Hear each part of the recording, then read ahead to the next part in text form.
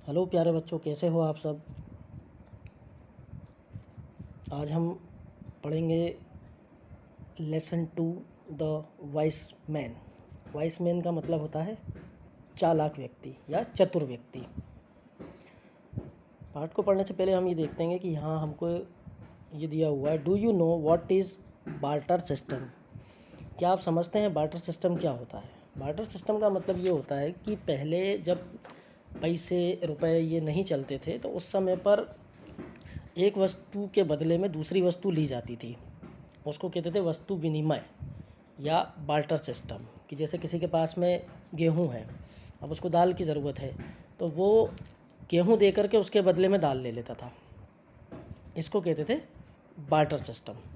When was it used, ये कब उपयोग होता था या इसका प्रयोग कब किया जाता था। तो ये बहुत पहले की बात है, जब पैसा चलता ही नहीं था, पैसे का कोई अस्तित्व ही नहीं था, उस समय पर इसका उपयोग किया जाता था।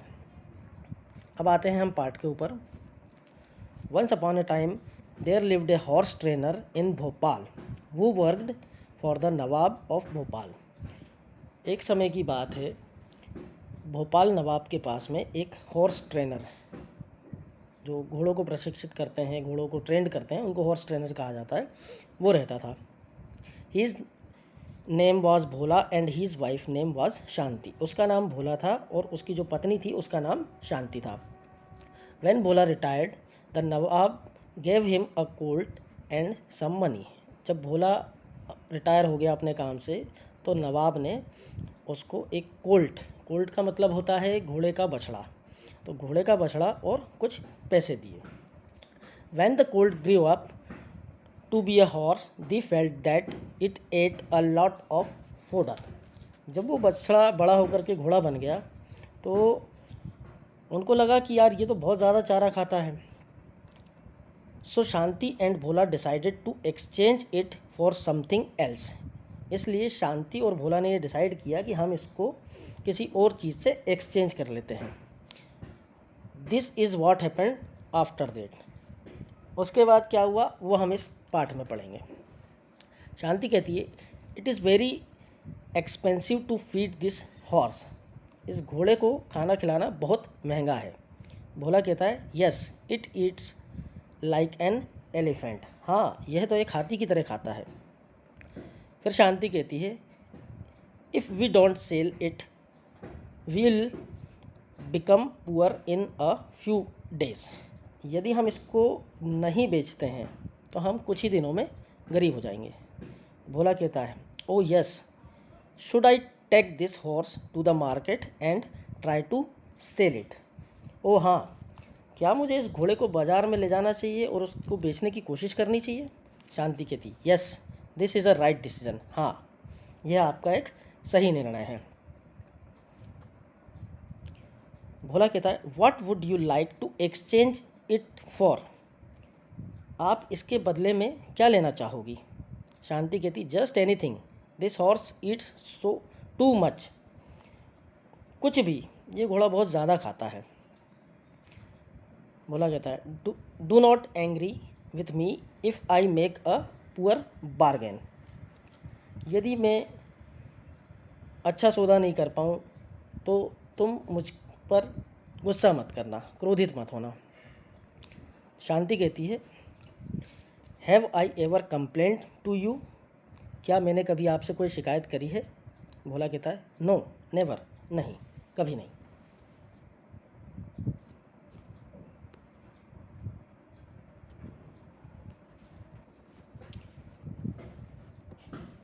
शांति कहती है, you must leave at once otherwise it will be too late. तुम्हें तुरंत निकल जाना चाहिए, नहीं तो बहुत देर हो जाएगी। भोला रीच द मार्केट। भोला बाजार में पहुंचता है। He sees a man with a donkey. वो वहाँ एक आदमी को देखता है जो कि गधे के साथ था। He thinks a donkey to be a more useful than a horse. उसको लगता है कि ये जो डोंकी है ये घोड़े की अपेक्षा ज़्यादा उपयोगी है। भोला जाता है उसके पास में, उस आदमी के पास में, उससे कहता है, hello gentleman, will you give me your donkey to exchange for this horse. नमस्ते सज्जन, क्या आप इस घोड़े के बदले में मुझे अपना गधा देंगे? द मैन, जो आदमी था, वो उससे कहता है, ओह वाई नॉट, हाँ हाँ क्यों नहीं, you can have my donkey in exchange for your horse, आप अपने घोड़े के बदले में मेरा गधा ले सकते हैं। भोला टुक द डोंकी, भोला ने गधे को ले लिया। He walked a few yards, वो कुछ कदम चला। ही सा a woman with a sheep, उसने वहाँ देखा कि एक महिला भेड़ के साथ है। He thought his wife would like to have a sheep in place of donkey, उसे लगा कि उसकी पत्नी गधे की जगह एक भेड़ रखना चाहेगी। So he went up to the lady, तो वो उस महिला के पास चला गया। भोला उससे जाके कहता है, हेलो प्रिटी लेडी, नमस्ते सुंदर महिला, would you like to give your sheep in exchange for this donkey, क्या आप इस गधे के बदले में अपनी भेड़ें देना चाहेंगी? तो वो महिला कहती है, ओह विथ ग्रेट प्लेजर, ओह जी बिल्कुल खुशी के साथ। You can have my sheep in exchange for this donkey, आप मेरी भेड़ों को इस गधे से एक्सचेंज करके ले सकते हैं। While passing through a herd of cattle in the market, जब वो बाज़ार में जो झुंड था मवेशियों का, उसके बीच में से गुजर करके जा रहा था, भोला saw a boy carrying a hen, भोला ने देखा कि एक लड़का जो कि मुर्गी के साथ था, मतलब उसके पास में एक मुर्गी थी। He thought that he would eat less than the sheep, so he went up to the boy, उसने सोचा कि यह तो शीप से भी कम खाना खाएगी, तो वो उस लड़के के पास चला गया। बोला उससे जाकर के कहता है, hello little angel, would you like to exchange your hen for my sheep,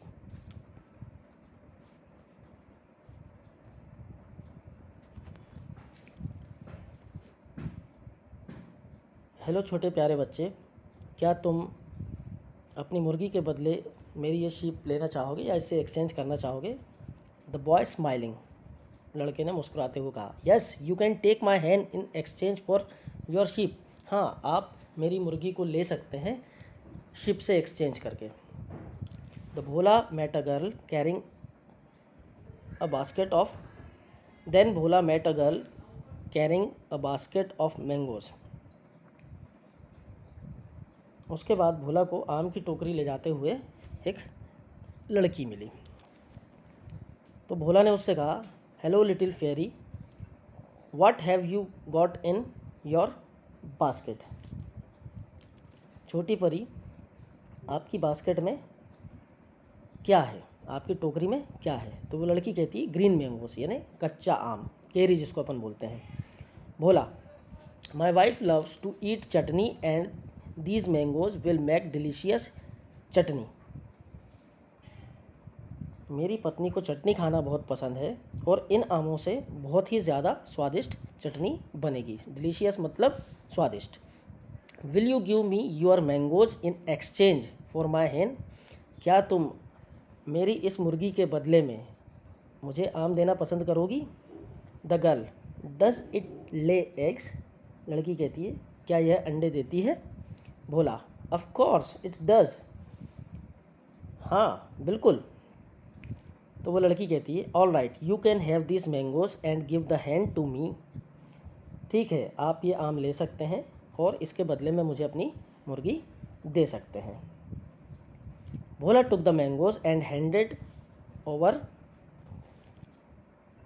the hen to the girl, Bhola ने वो सारे आम ले लिए और उसके बाद में वो मुर्गी उस लड़की को दे दी। आशा करता हूँ पाठ आपको समझ में आ गया होगा। इसको आप एक दो बार पढ़ें, समझें, फिर अपन अगले क्लास में इसके क्वेश्चन आंसर करेंगे।